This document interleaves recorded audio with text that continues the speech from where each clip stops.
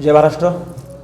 महाराष्ट्राचे लाडके आणि संवेदनशील अनाथांचा नाथ म्हणून त्यांना संबोधलं जातं. ते मुख्यमंत्री श्री एकनाथजी शिंदेसाहेब यांच्या प्रेरणेनं तथा डॉक्टर खासदार श्रीकांतदादा शिंदे यांच्या मार्गदर्शनानं जो महाराष्ट्रावर दौरा सुरू आहे, भक्तिशक्ती संवाद यात्रा, ही यात्रा आहे. त्या यात्रेच्याही आज सांगली जिल्ह्यात त्याचं आगमन झालं आहे. कधी कालच जिल्ह्यात आगमन झालं आणि आज शहरात आगमन झालं आहे.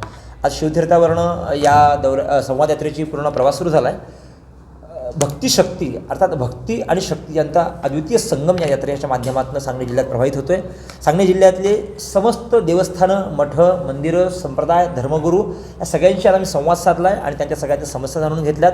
धर्मसत्ता आणि राजसत्ता हातात हात घालून चालली पाहिजे या मुख्यमंत्री महोदयांच्या तत्वानुसार मला वाटतं की ही शिंदे सरकार जे आहे, साधू संतांविषयी, मंदिरांविषयी, तीर्थक्षेत्राच्या विकासाविषयी किती अतुलनीय काम करत आहे, हे सगळं काम आम्ही आज या सगळ्या धर्मगुरूंपर्यंत, सगळ्या पंथांपर्यंत पोहोचवलं आहे. आणि या अनुषंगाने ही भक्तिशक्ती संवाद यात्रा येत्या काळामध्ये खूप मोठी क्रांती घडवणार आहे. ज्या धर्मगुरूंच्या अथवा पंथांच्या मंदिरांच्या समस्या होत्या त्याची नोंद आम्ही घेतली आहे. या दरम्यान माझं वाटतं की आमदार अनिलदादा बाबर आणि त्यासोबत आपले आदरणीय पालकमंत्री सुरेशभाऊ खाडे यांच्यासोबत देखील माझा संवाद झाला आहे. जी काही निवेदनं होती त्यांच्यापर्यंत सुपूर्द केली आहेत. तात्काळ थेट मुख्यमंत्री महोदय त्यांच्याकडे याचा पाठपुरावा केला, त्या ऑफिसकडनं केला जातो.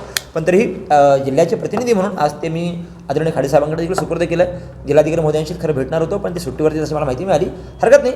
पण एकंदर सगळ्या समस्या याच्यावरती तात्काळ काय कारवाई झाली हे आपणास 1 महिन्याच्यात बघायला मिळेल.